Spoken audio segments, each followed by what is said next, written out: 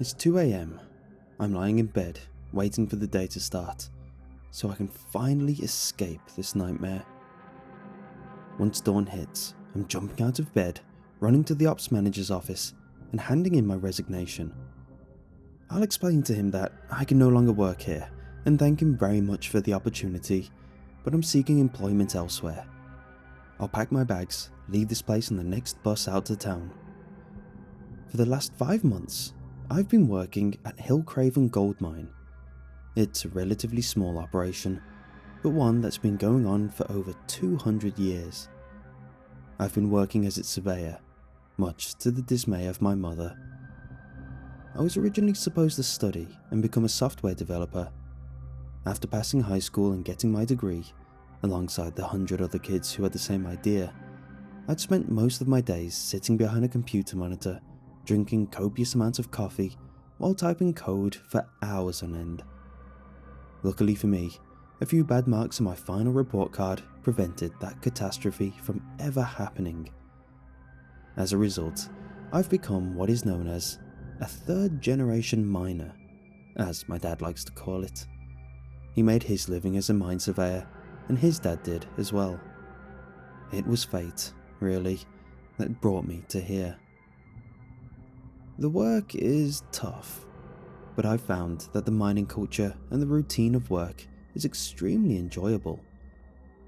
I've been living in a commune on site with 5 other men, provided to me free of charge by the mine, eating meals at the cafeteria for pennies, and only going into town once a month for a whole week of drinking with my colleagues.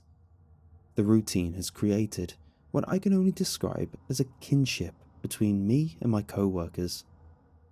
We eat the same food, work in the same conditions, and sleep in the same house. Every morning at 6:30 a.m. sharp, we wake up and make our beds, rubbing the sleep from our eyes and stretching out our stiff limbs. We walk out and join the other 100 people in the locker rooms. We open up our assigned lockers, get changed into our overalls and gumboots, grab our hard hats from the racks, and make our way to the lamp room. The lamp room is where you get the safety equipment required for going underground. The kit includes one battery-powered LED headlamp, which you attach to the top of your hard hat, an external battery pack that provides power to the lamp, which you thread through one side of your belt, and one small oxygen tank that you clip onto the other side of your belt. So far, no one has bothered to explain to me when I should use the oxygen tank, or even how, so I pray that I won't have a need to know anytime soon. Once you're kitted out, you make your way to the mine shaft. The shift boss will be waiting outside the lift with his ragged clipboard and leathery face. You give him your name and tell him which tunnel you're going to today, and he'll make a note on his list. That way, they see who's missing at the end of the shift and who shouldn't have gone in the first place. The shift boss is also responsible for checking if you have the right equipment on. If you don't, you can't go in. Got your hard hat? Check. Headlamp working? Check. Earplugs? Check. Last on his list is your boots. He'll glance over his clipboard and give your gumboots a quick once-over to make sure you have them on. Once he's checked that off his list, he'll give it a second check. If your gumboots have so much as a spot of dirt on them, he'll raise an eyebrow at you and give you a chuckle. "Been working the night shift, he'd ask. All the fellow miners will laugh at that, having been asked the same question at some point. "What?" I asked the first time it happened to me, my boots muddied and hard hat perched awkwardly on my head. "Your boots. The only people who have reasonable excuse to have dirty boots are the people who work the night shift," he replied. "But we don't have a night shift," I asked, slightly confused. "Exactly. Make sure you keep your boots cleaned," he replied, stepping aside to let me into the lift and looking back down at his list, checking off the next person's name. All the surveyors must also report to the survey office for a briefing on what parts of the mine you'll be surveying that day, as well as to fetch the equipment from lockup. Since I'm the only surveyor on the mines besides Mark, I have to lug the near 10 kilogram equipment by myself. Mark is nearing 80, has severe arthritis, and spends his days in his office, looking over the mine plans and watering his beloved fern. He retired over 10 years ago, hopping onto the solitary bus that takes you back to town once a week to live with his wife of 50 years. His plan was to spend his last good years with her, doing some gardening on the 2-acre property that he bought in the 80s until he passed away, hopefully in his sleep. After spending a month living with her though, he hopped right back on that bus and begged for his job back, deciding that he'd rather spend his last few years working away from home. His duties mainly comprise of checking my work and updating the plans when necessary. On occasion though, he'll grace you with one of his many pieces of advice that he's acquired through the years. Always keep both feet firmly on the ground while in the tunnels. Don't want to slip and fall, he'll tell you as you pass him in the kitchen, or a sharp pencil is a sign of sharp work. One of his favourites though, that he never seems to grow tired of, is always check your headlamp before you go down. It's easy to get lost without a torch. You'll never make it back. I normally try to follow the advice he gives me. Most of it makes sense and has actually helped me at times. Thanks to him, I always check my lamp before going down. Mostly just give it a cursory click on and click off while the lift takes me down to the right level. Yesterday I was working alone in one of the quieter parts of the mine. It was an old shaft that they were looking at expanding, and it was my job to make sure they knew where they were going. While I was setting up the equipment, I stepped on something soft. I picked up my foot. It was lying on the floor, half buried by dust and debris. A small pocketbook. Curious, I dug it out and dusted it off. Survey report, Mark Whittle, it said on the front, in neat block letters. It was bound by a green leather cover, slightly scuffed and warped from sitting in someone's back pocket. I chuckled to myself as I picked it up. He must have lost this back in his heyday, when he was still making his rounds. I thought it would be funny to show it to him, take a look through his old notes and laugh at how he'd lost it. I slipped it into my pocket and carried on with the job, forgetting about it almost immediately. Once closing came, I went back up the lift, locked up the survey equipment and said goodnight to Mark. I handed in the headlamp and oxygen tank and went to the locker room. It was there that I remembered it, as I was changing into my normal clothes. By that point, Mark was most likely asleep, so I'd have to show it to him the next day.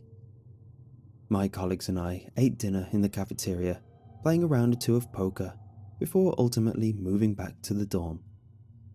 As I lay in bed, winding down and getting ready to sleep, I decided to take a look through the pocketbook, just out of curiosity. The first few pages were just random personal notes on things to remember, as well as some drawings of different tunnels, all of them labelled. I laughed at a few of them.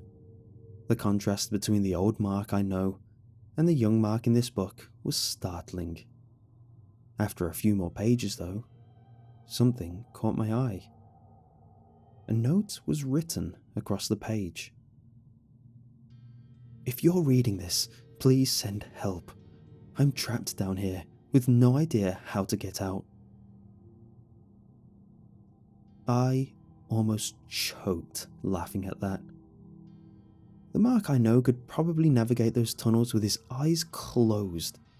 There's no way he'd lose the exit. He must have been very young. I couldn't wait to show him this. We'll go through it together, most likely in tears, thinking about young Mark lost in the tunnels, getting found by a group of miners who probably never let him hear the end of it. I turned the page and carried on reading. This time, the page was full of text. He's numbered the date at the top. Day 6. It's almost been a week since I came down here, and none of the tunnels seem familiar. I've been walking upwards for what seems like hours now, with no sign of me getting closer to the surface. I was surveying tunnel B2L when my headlamp turned off. I stood there frozen for a second, and the darkness causing my muscles to seize up. I reached for its switch, flicking it off and then back on. The light flicked back on, luckily, but that was the least of my problems. I turned the page. For a moment, I couldn't believe what had happened. I wasn't in the same tunnel. I reread that line again, slightly confused. Did he mean that he somehow accidentally wandered into a different tunnel? Or was he just magically teleported into a different part of the mine? I'll have to ask him tomorrow.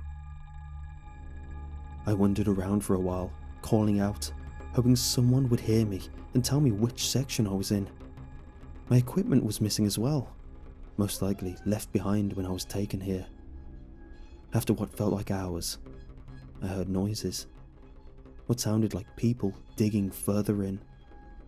I made my way towards it, still calling out, until I heard them stop and call back to me. I've been working here for over 10 years. I started as an ordinary miner, rubbing shoulders with everyone at some point, before getting promoted to chief surveyor. In all that time, I have never seen these men. I turned the page again. Day 9. These men have wild desperation about them. Some just keep hammering against the wall, ripping chunks out of it with wild abandon for days on end. Some just sit idle, making small talk, or just staring at the wall. They told me there's no way back up as far as they've seen. At some point, they worked on the mine, and their lamps did the same thing as mine. When they turned back on, they found themselves here, just like I did. The next few pages are filled with what looks like scribbles drawn inside a grid. They all start in the center square and stretch out until meeting back in the middle. Hundreds of little strands of stretching across the pages. After a while, I realized that they were maps.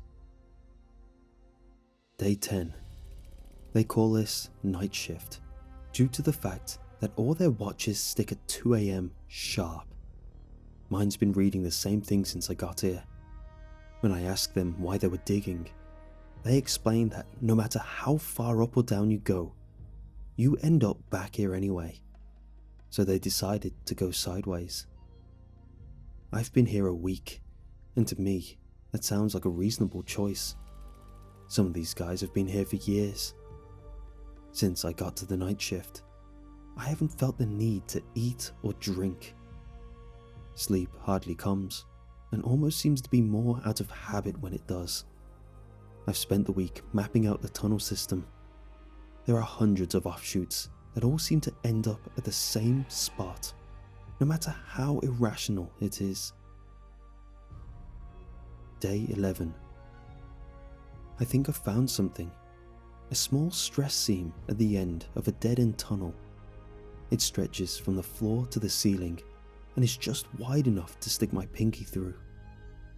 I can feel air coming from it, a small, erratic breeze that must come from outside. I'm turning back and finding the other guys to help me dig. This could be a way out. The next few pages were full of sketches of the tunnel wall. He labelled where the stress seam is, as well as the optimal spots to dig it out.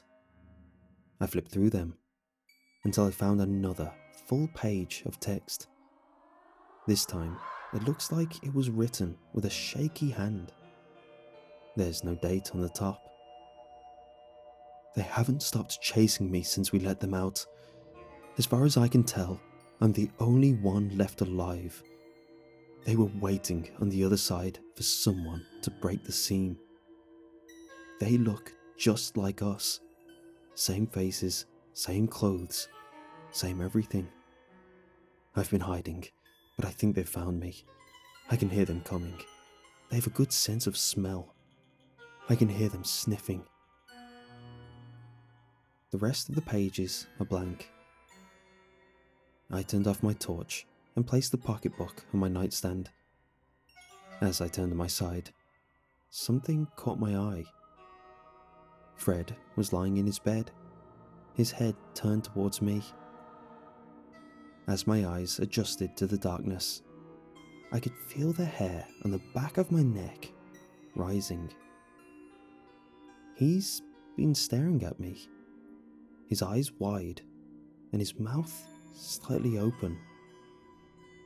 My heart beat faster as I realized he hadn't blinked. I turned away from him, my insides going cold as I fought down my paranoia. My eyes shut.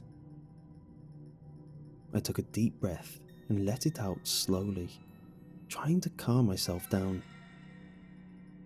As I opened my mouth to take another, I felt someone breathing on the back of my neck.